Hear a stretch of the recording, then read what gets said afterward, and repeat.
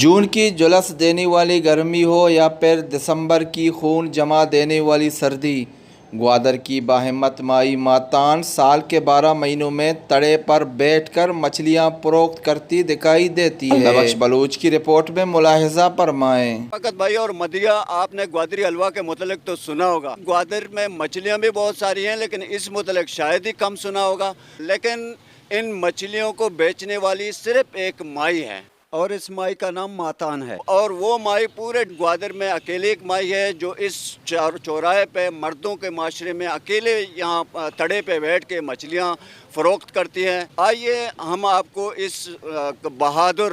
مائی سے ملوا لیتے ہیں اور ان سے بہت سارے سوالات بھی کر لیتے ہیں کہ وہ کب سے اس تڑے میں یہ کام کر رہی ہیں، اور ان کی دن میں کتنی بچت ہو جاتی ہے، اور اس مردوں کے معاشرے میں ان کو یہاں اکیلی ایک عورت ذات ہو کے یہاں اس سڑک پہ اس تڑے پہ بیٹھ کے کچھ مشکلات درپیش ہوتی ہیں یا نہیں ہوتی ہیں۔ یہ کارا میں 50 سال کارا کر گیا منی تو سدا سائے سدا۔ اچھا، مائی چونکہ اردو مائی کو نہیں آتی،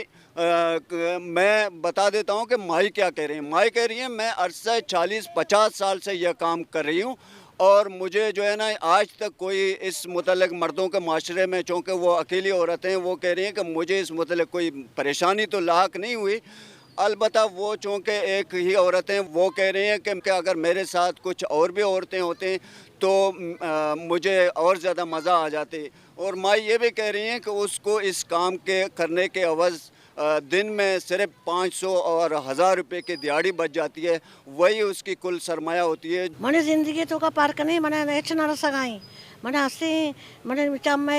منی نبا منی چم منی تہارا میں چم علاج سکا کراچیا مائی کہہ رہی ہے کہ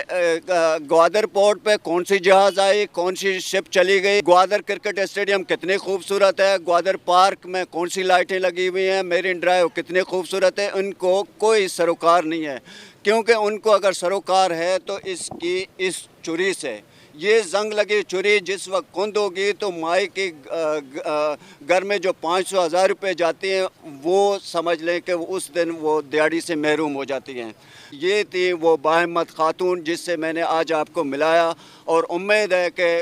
ہماری جو ARY کی ناظرین ہیں وہ خود ان کو دیکھ کے ان کی جرات کو ضرور سراہتے ہوں گے۔ جی